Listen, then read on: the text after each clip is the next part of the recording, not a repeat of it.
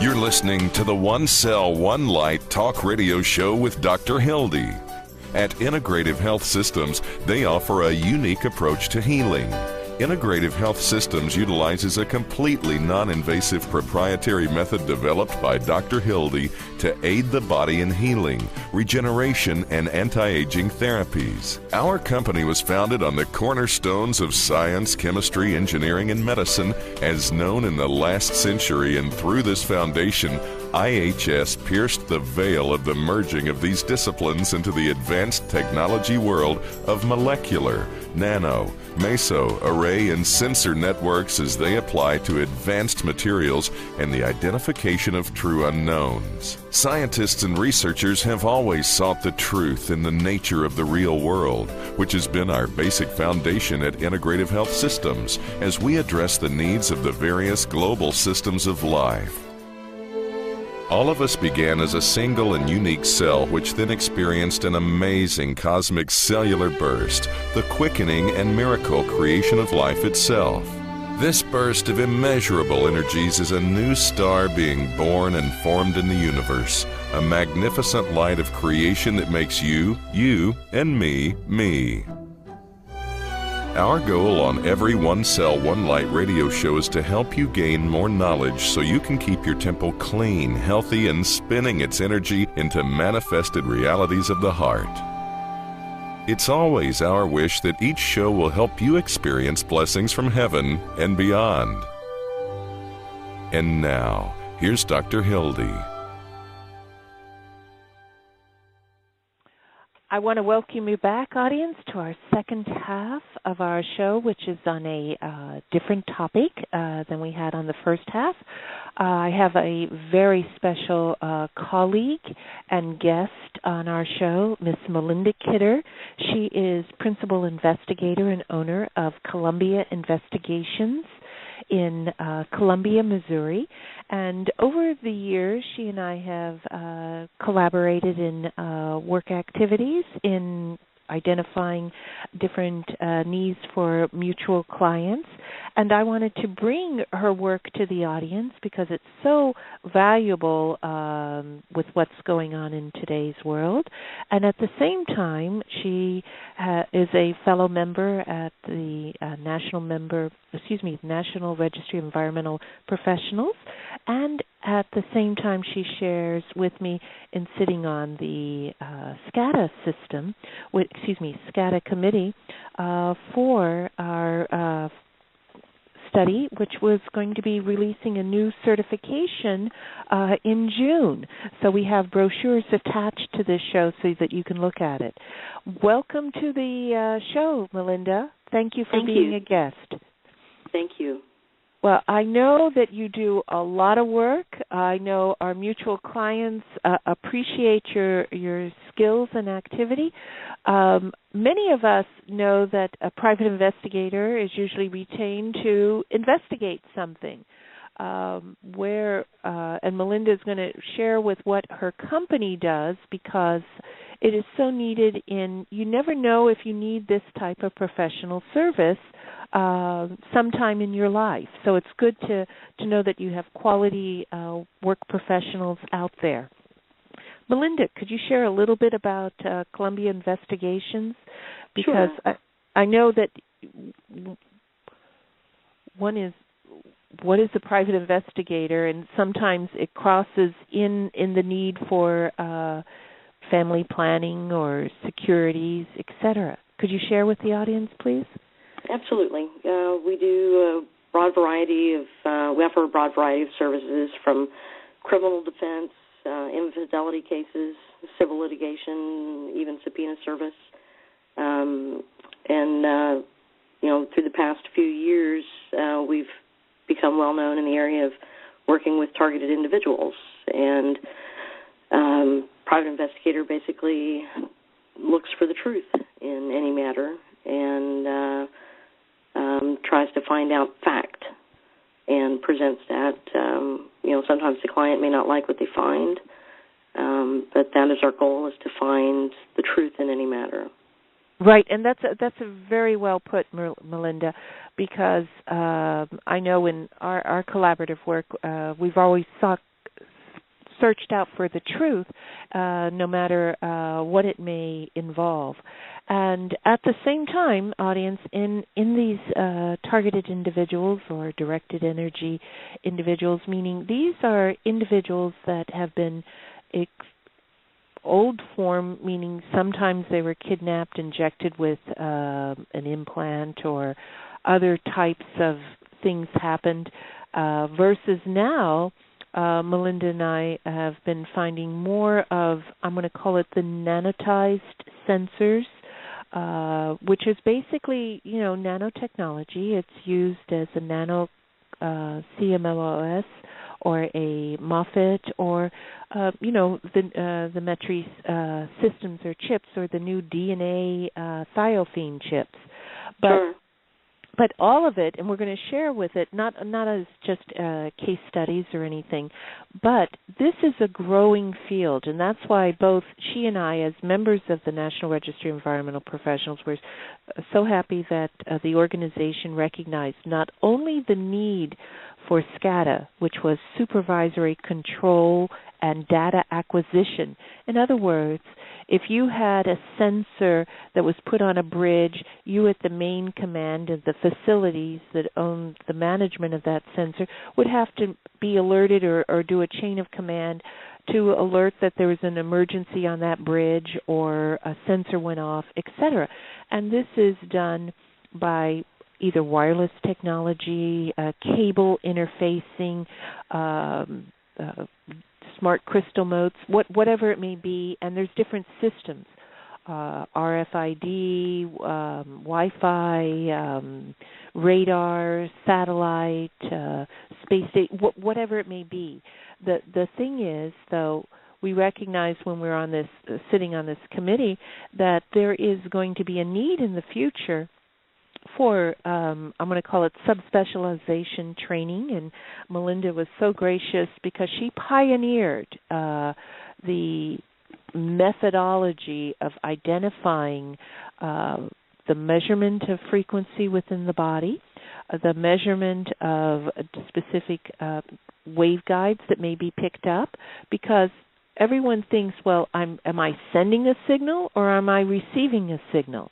And then in her pioneering software of using it, identified how that signal may be shared, which has been very helpful for me. And when I write my reports for mutual clients, is that you can see the image so you can relate it in your mind and then see the symptomology, refer it back to the physician, and it helps all of us to know that this is physiologically happening to the individual. Absolutely.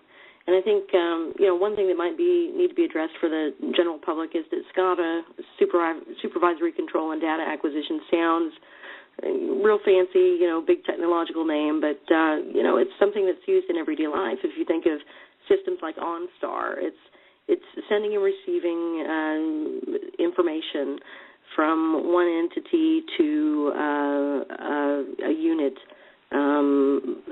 over long distances and being able to have some control over that device through long distance, remotely, wirelessly. And think of an OnStar system in a car or a drone.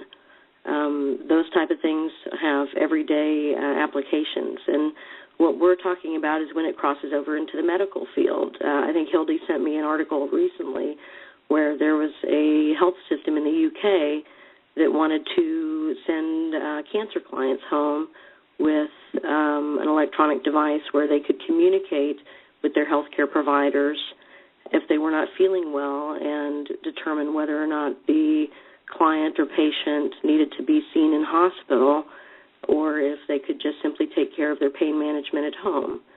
Right. And it's simple applications like that, but then the medical application there, crossover, where you want to be able to help the human application and take care of health concerns and be able to control the dissemination of medications inside of the human body with this type of technology.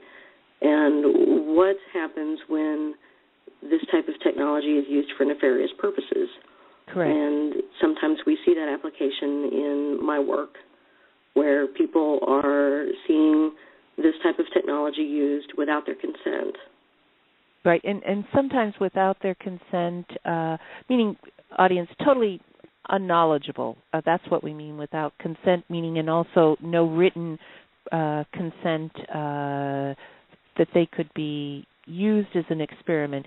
And I've been stressing, and I hope it's not always in your ear, Melinda, but it's like, okay, we understand OnStar, we send a message, people use their smartphones. I just recently attended a webinar that was coordinated from Austria, and it was a beautiful webinar for a manufacturer that makes a software component that can go in your cell phone, if you have the iPhone, and it's in 3 different systems, that it can monitor your laboratory cells growth in your research lab. So the thing is, meaning, and I asked specifically to the instructor, I asked them, how far does it go? Is it in real time? And they said, yes, it's in real time. It's as fast as what you do to hit an app on your cell phone. Wow. So what I'm saying to you, audience, Melinda and I, this is a part of our world, but at the same time, it is being put into the system of, technology, foods. They're using it now in foods to monitor that you do not have bacteria in your food. The other thing is, like you mentioned with the medicine, that was for pain, because no physician wants to overdose their patient or have them become addicted to a pain medication, monitoring it. Sometimes you go in for a procedure and they take a picture of your body, would swallow the pill, but then the pill can be in the body for 5 years and still take pictures. The thing is that when an individual goes to Columbia Investigations, they have a specific need, and they need a specific professional service to identify, in this case, the targeted individuals. What are they emitting a signal, or is a signal coming from them? And this is what Melinda has developed with her 6-method protocol. I don't even like to call it protocol, because it's more than a protocol. It's going to be a procedure, a standardization of what any private investigator or any industrial hygienist or anyone that has the equipment to test the equipment, to run the test, to make sure that that area with the individual is not generating its signal in its own. And I love your controls in those reports. I tested the microwave. I tested the refrigerator, because people don't realize that they have waveguides in them and they're generating a certain frequency too. Sure. Yeah. Yeah, and that's important to know that everything puts off. Everything is made up of atoms. Everything has energy. Everything puts off electromagnetic frequency. Right, and in the locations of where I'm going to specifically say these nanomaterials, but it's not just the raw materials. They've been designed as sensors that can be absorbed into the body or directed by frequency or unfold within the body. And we have some exhibits that were from clients. Their names have been taken off, but the thing is, what I listed the exhibits with Melinda's permission, what we call the SCADA human machine, exhibit 1 through 5 corresponds to the page of your computer. But what I wanted to show in that, and since the time Melinda and I have worked together on this, and I got introduced to this whole thing years ago with clients and private investigator, Michael DiMatteo and William Taylor years ago. But the thing is that the technology is changing, it's evolving, and that's what I'm trying to stress. We think that we can, and this is how it's gone, whether it's a physical implant where someone got drugged and taken away and implanted or injected in the roof of their mouth, with the sensor, and it went to their sinus, whatever it may be. What now Melinda and I are seeing is something the size of a pin, like a dot from your ink pen, that size, and that material, that chip can not only send and receive, but what it is also that what I have found in recent work that I've been doing is that it can also have different types of compounds, antibodies, freeze-dried cells on it, so that it can also monitor the physiological activity of the health of an individual. And that's intriguing because Melinda's seen some of my reports just as I've seen hers, that it's very odd that you don't have the disease, but you got a 600 level of a herpes virus, in particular number 6, which is used in research, and it may turn your eye color under black light blue. So it's very interesting to us as one as investigators, but as scientists too. It's just very interesting how you can go from this little pinhead, little dot, and make all these other things happen in the body. Absolutely. Now, I'd like to touch on it, if you don't mind, Melinda, is just sharing, when you have individuals that need this type of professional service, I know you do it in a secure area and everything, and we show ID and we want to make sure that they are that person, et cetera. Could you walk the audience through, like, your 6-method procedure? Sure. Because it's so good, and then we can go to the exhibits. Sure. Well, first I want to say that I started out doing this probably about 5 years ago. A gentleman had come to me, and originally I was doing technical surveillance and countermeasures, which most folks would know as a bug sweep, searching for listening devices and items of that variety. And a gentleman had asked me to sweep his body, and I thought that sounded a little bizarre. And I asked him to tell me his story, and he said that he had worked for an aerospace company, and which had contracted for a government, and he was missing time. He had been unconscious for 3 days and woke up with some problems, and wanted me to go ahead and test him, so I did, and he was emitting RF radio frequency signals from his body, had scarring on certain parts of his body that were not there previously, and it went from there, and we ended up developing testing procedures for this, and became well known in the field for the go-to guys to do this type of testing. But the type of testing we do, we ask folks to come in and we do an interview, asking them their history, and we don't like to see any imaging results. We don't want to skew any of the tests by seeing anything in advance. And then we have folks go through a battery of tests, metal detection, and we test for electromagnetic frequency, GPS detection, radio frequency,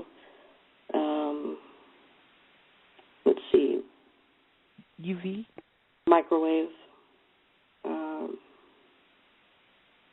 UV light you do too. Yes, UV light, and we check them under infrared lighting as well. Right. Because why Melinda's company does the different detection with the light UV versus near infrared is because different materials may reflect different fluorescence due to what they're made out of, too. Right. Now, go ahead. No, go ahead. What I was going to ask you, in this, I know usually, which I like having the metal detection, because it can also rule out if there's been a plate put in. Someone broke their arm or leg and they put a metal plate in it. You can detect it with the device, meaning the metal detector. But I'm going to share a little story, and you can share it. You were scanning a mutual client of ours, and you picked up a scan, meaning with the medical detector in, I'm going to call it the foot area, and then what you always do is go back and redo the whole procedure again to make sure you still have the same levels, et cetera. Right. And was it working after that, the second time around, Melinda? No. We had actually asked the client to move to rule out if it was a nail in a floorboard or something like that, and we scanned the floor where the person was standing, and we scanned the individual themselves, and it could not be repeated. Right. So there might even be technology out there. One is you usually do not get a false positive reading on a metal detector. It will only beep when it's there, metal. But it may have some mechanism either within her body or that it could be turned off or that switched off. So that was something new to both of us. Right. Now, I have used a term, and I'm going to say it's a term that I've used just for the simple reason that if you look at our site, there is on this radio show not only the brochure of Melinda's company, but also I have taken from one of her reports exhibits 1 through 5. Those are 5 different individuals, and the thing is, though, I called it. If you looked at Exhibit 1, I called it the hula hoop effect, and in particular on Exhibit 2, and why I had our director break it out as Exhibit 2 and 3 and 4 is because if you look at those diagrams, which is a computer-generated, correct, Melinda? Yes. That on the first one, Exhibit 1, explain what's going on with that, Melinda. Well, on this one, we actually had to stop during the scan so I could explain to the client what was going on and the other investigator, because this was the first one of its kind that I had seen, where we had sweeping across the chest different levels, and you can see that by the coloration of the red and the blue and the yellow of different levels of electromagnetic frequency being emitted from the individual. And it was going in sections across the chest. And I stopped and explained to the individual what I was seeing, and he started laughing and told me that matched with his imaging scans, that he had implants in his body with wires that extended across his chest at an angle and around his back.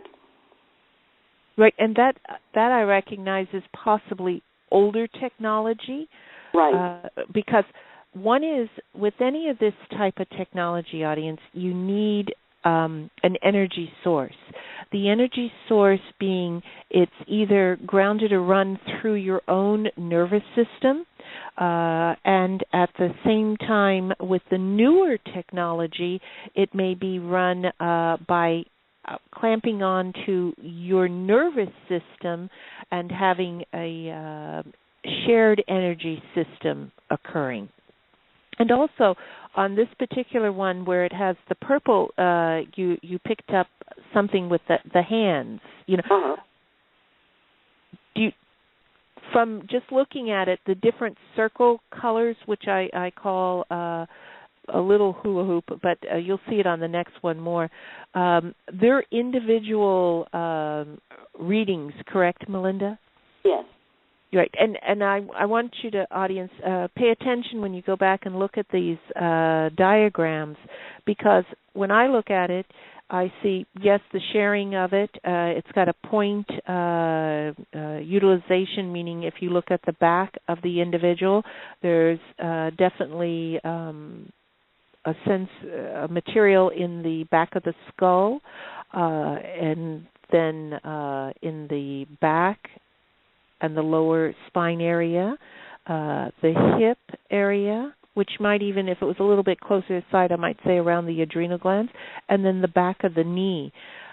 The thing is that when you look at some of these other diagrams, you'll see like there's more activity in the foot or the ankle, which may function too as a ground, or we have found, Melinda and I, or in the research, that there now even you can have monitorization of the human body and doing it for the interfacing of weather, because I found women can have more a lower temperature when you're going through some weather changes. Sure. Yeah. Now, on the next one, which is Exhibit 2, there is a lot of stuff going on, and what I call the hula hoop being the looping around, like the sharing of that energy. Mm-hmm. Now, on this diagram, was the energy like flowing up? Because I see the arrows. That's why I'm asking. Yeah, it was all the way to the right of the arrow. So to the right of the line, it was the same signal was being received. Right, and if you look at the first exhibit, like around the neck, and that energy sharing or those signals that you monitor are totally different than the first guy. Right. Yeah, and also, I know this individual always complained of choking. So there was activity, too, in the throat, just as we'll see in Exhibit number 3. Yes. When you look at Exhibit number 3, you have a lot of the activity of that circular, I call that the hula hoop pattern, in the back of the head, the cross T, which I find is interesting. Between Exhibit number 1 and 2, they have it at diagonals across the back. With the different colors on the first exhibit, it was different energy sources, would you say? Different levels. I know it's the waveguides versus the exhibit number 2 at the diagonals, and definitely in the back of the hip, and also those single components. As you compare it, or compare any one of these to exhibit number 3, it's a total different activity going on. But exhibit number 2, you have a little dot on the big toe of the left foot. Mm-hmm. That had individual activity too. Right. Right. Versus exhibit number 3, it's like the foot and the ankle having activity, more so than just the big toe. Right. Yeah, we're in 2, it was just limited to that point. Right, and this other individual, which is exhibit number 3, has a shared symptom, too, of strangling, tightness in the throat area.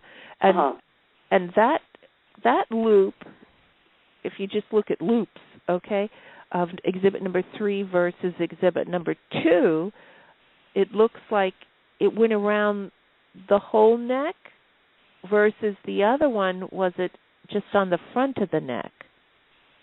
The other one was just, 2 was just on the front of the neck. Yeah.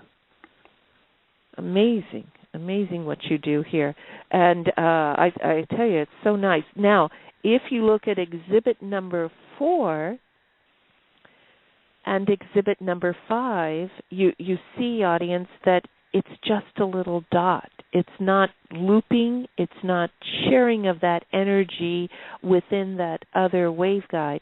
And from a waveguide, if it's sharing the energy pool, it can be what they call different channels or multi-channel, because there might be 2 waveguides. There may be as many as 22 waveguides which will receive the signal, and share it. And why that's important is that from whatever the waveguide measurement is as compared to the types of technology that can be identified, meaning sometimes they're surgically removed, these sensors, or they expel from the body over time, that they can be collected and analyzed, and then you can determine what the materials are made out of.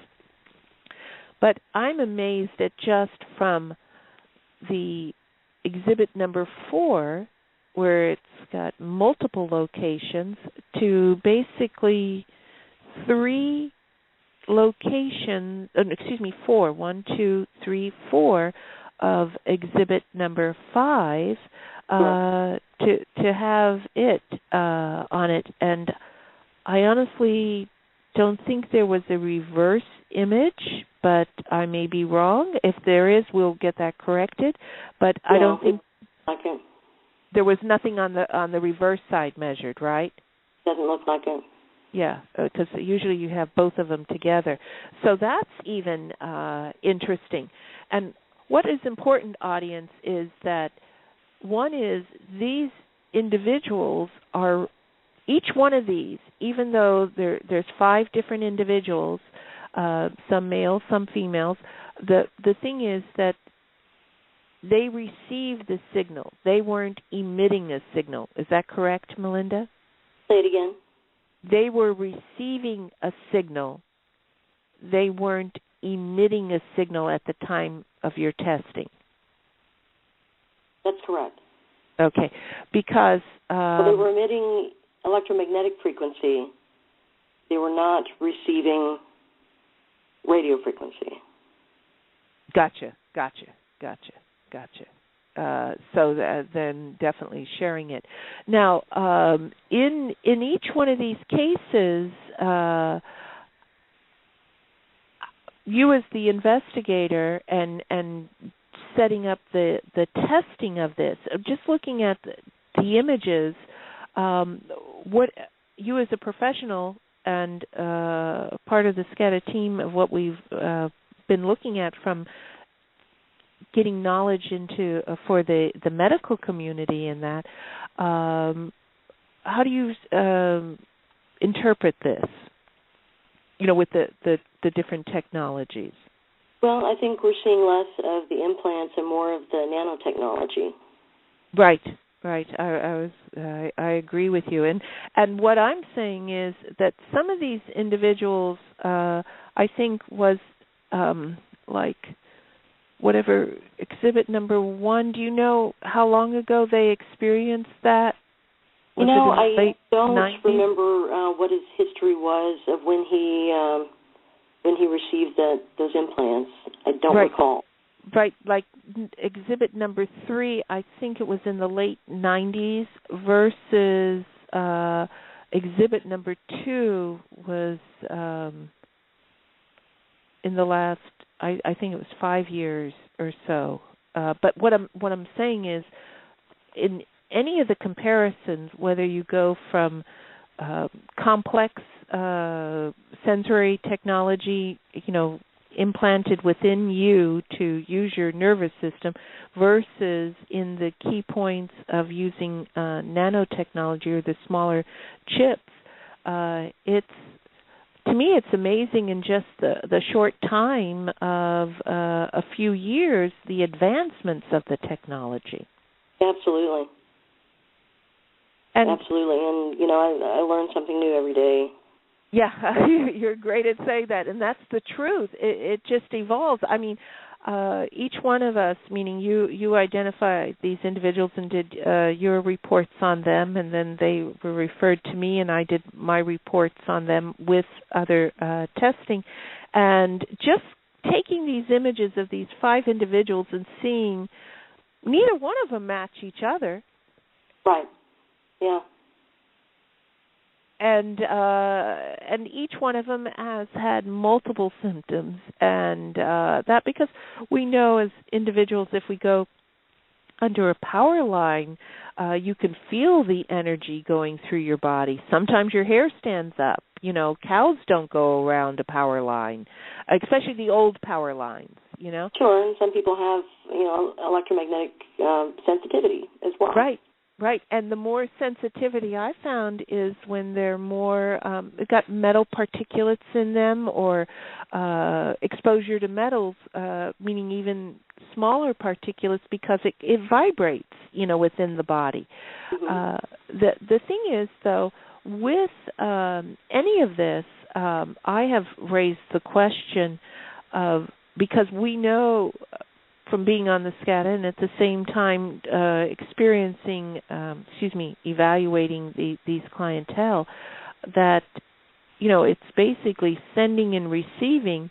I found that this, what they call is human asset management in the technologies, that it's a growing field. Yeah. Unfortunately, I think it is. Yeah, and I know that there was an individual that went to a regular annual conference on nutritional supplements, et cetera, meaning nutritional conference. It was in Texas in the fall time of last year, and one of the vendors was telling them that they'll be able to have the implantable chips within the nutritional supplements, so that you can monitor, the nutritionist can monitor to see if their person is taking their nutritional supplement. Because some people, you know, are anorexic or bulimic, or they may be fighting cancer, that they have to maintain a certain amount of protein and nutrition to sustain life, you know, within their body. Sure. So that'll be in the marketplace soon. So it's definitely going into the food industry, too. Right. Yeah, there's incredibly helpful applications out there of this type of technology. It's just, you know, it's scary when they're taken and used for negative purposes. Correct. That's what scares all of us, and you know, bringing it forward.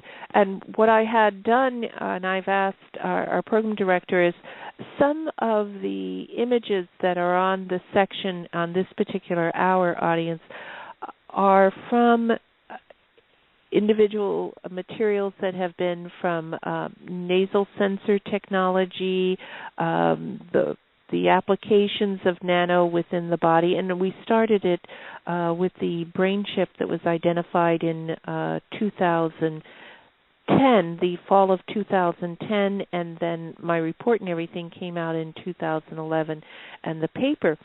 But just in that time, from 2011 to now, I mean, it went to the size of getting a nano dart in the ear, going up the eustachian tube, down the neck, up through to get to the brain, and make its little sensor within the brain, not in the brain per se, but in the membrane between the skull and the brain, okay, to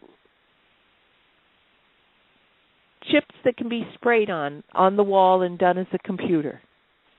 Yeah. Put in shampoo and inhaled. Yeah, inhalant. I've even had in the past, and I know you didn't test them, but in the past where a material was being gassed through their, like the air-conditioned vent, into their bedroom. Mm-hmm. But and sometimes, not in these cases of these individuals, but sometimes it can be another way of getting a divorce and not paying a prenup, or getting more revenue when things are unlodged. True. That way. Now, we have here attached at the bottom of the page of the show, which just happened within the last. The press release just came out. It was August 29th, 2012, but for some reason we just got it a couple of days ago, that Harvard created a cyborg flesh which has the nano scaffolding in it, which is called nano-ES now. Right. And what I'm saying to the audience, too, sometimes you may go for different procedures medically. You may have Botox or Restylane treatments that use bioscaffolding. At the same time now, they can put a smaller chip to see and measure how fast your collagen is growing back in repairing face for surgery or anything. And it's not just the medical community that has that technology, and they're using it under the medical auspices and for the right purposes. The thing is, you don't even realize that you may be exposed to it, and where I'm concerned is the accumulation of this material in the body, because it does, the body, once it recognizes, tries to get rid of it and starts dumping it in the intestinal colon and the liver. Yeah, we've had a broad range of clients who've gone in for medical procedures of one variety and have been dosed or given an implant. Right. Can you explain it in that type of procedure? Meaning, what, did they have surgery or something, Melinda? Well, we had one individual who went in for dental and came out with an implant, a dental implant. And then we had, another individual who went in for blood pressure monitoring and came out with a variety of implants. Did you have any with, because a lot of individuals sometimes go through sinus surgery? No, and, you've been seeing a lot more of the nasal implants, haven't you? Yes. And a lot of this is like spray applications in the environment, too, that is occurring. In addition to doing it on purpose, as I call it. Okay. But those nasal implants, they're wicked. They're not just in one area. They're designed to go within the system of the nasal cavity, and as I call it, set up shop there. Uh-huh. And anyone that's even getting it through the air, meaning, if they were used as nano air vehicles or anything along that way for testing in urban warfare or testing or monitoring. The thing is, what is unique is any of these individuals that have experienced it is where they are like obsessed of getting it out of their nose. And it has that effect because it is foreign to the body, and once it is extracted, and many times it can be extracted by just using salt water or salt water on a Q-tip or anything, and it's not the normal residue that is in those nasal passages. The thing is that it's got a direct design, and the design is that there is what is a nano claw or nano hook on one of the layers of the platform so that it can hook on. And it's usually hooked on in the nasal cavity, which is brought out in a beautiful book, Advanced Computers Systems, Nanotechnology, in that chapter, that it hooks onto the receptors. And people don't realize that the nasal receptors in our nasal cavity extend to our sinuses, and it's just like putting, on a horse blanket on a horse, you have the plain type and you have the ones with the tassels, like even on a rug, and those nasal receptors are just like those tassels that are on that blanket that run through the nerves into the sinuses, to the back of the neck, etc. And it's amazing that in the ancient text of the, like the Brooklyn text papyrus for the Egyptian Eye of Horus or any of those, brings out the sensory technology, not the sensory technology, the concept, but brings out that these receptors within the nasal cavity in the eye all connect to the eyes, etc., are brought out in ancient Egyptian texts. That's what I'm trying to say. right. that runs parallel to what we're seeing, even what you have observed. And I love Ms. Kidder's reports because they have a little eye, a diagram of an eye, and it shows the different colors, what you see under black light. And it's amazing when you see, we know the green lime or the green color is the what do you call it? The jellyfish protein that is reflective dye, and then I love the purple ones, which it was traced back to on my side in reference to the not marine toxin, but the marine dyes of the starfish and the seahorse. Right. And this new one that we just had that you identified, which was, tell the audience what the color was. I love the description of the color. Well, I'm not sure which one you're speaking This of. was the blue one, but you called it a turquoise blue. It was a very pretty blue. And then when I went back and did my research for the client, ended up seeing that particular dye was used to see if there was any mutations in GFP, which was glycoproteins, which was the big glycan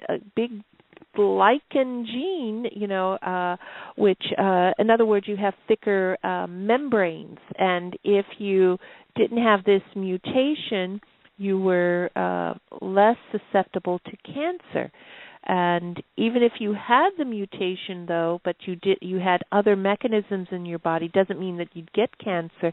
But they were saying that it would show blue in the eyes under infrared UV light, that you would have that mutation. So what I'm saying to your audience, and probably as Melinda would say, that you can even do biometrics that way, meaning identifying different reactions to the trained eye or the eyes of what is being monitored. Who would have access to that knowledge. Well, let me say that your research skills are exceptional. You do well as a PI, Hildy. Thank you. I like to dig. I have known I must have badger blood in me or a good dachshund. They love to dig. Okay, but thank you. I take that as a high compliment. On this particular article that we have attached, which is Harvard creates cyborg flesh that's half man, half machine, it brings out not only that the use of the scaffolding. We had, and I know Melinda's heard me talk about him, a wonderful researcher and developer of many nanotechnology inventions and patents, Dr. Zhong Wang, and he's been on our show 5 times. So please go back and listen to his shows or look at the research that is connected there, because in the show from the time of the brain chip, which was January 4th, 2011, where I was bringing out the knowledge of the mesogens, which are layers of different polymers that are used to create different technologies in the nano realms. Since that time was 8 layers. So we went from layers like we see with what we're seeing in the nasal, but I want you to think, audience, if I take my hand and I make a fist of it, it's like a sphere, a spheroid. If I open up my hand, I have 5 different routes that it may go. The thing is that if you put a hand upon a hand upon a hand and you make 8 layers, those were the different mesogens, different layers. Polyurethane, I have a radon board in between, whatever it may be, a little bit of copper wiring there. But now they can make it 20 thick. Amazing. And they got sensors in it, little beads and everything. And I'm sorry I took all your time, Melinda. Oh, that's all right. Well, I appreciate you being with me, and I hope that you'll come back again. We can share more as we investigate, and we'll even have a little show on what SCADA certification is in the future, and I hope you'll be with us as a guest. Thank you. Thank you for having me. You're welcome. Thank you. And audience, God bless. Read those labels and make sure you know what you're eating and getting, okay? Because you might be living a world of G.I. Joe, okay? Take care. Bye-bye.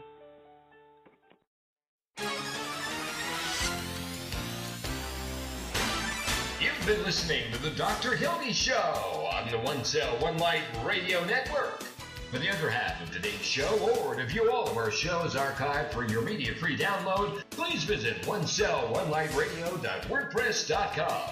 This is Mark the Arcturian speaking for the Dr. Hildy Show, a One Cell One Light Radio production.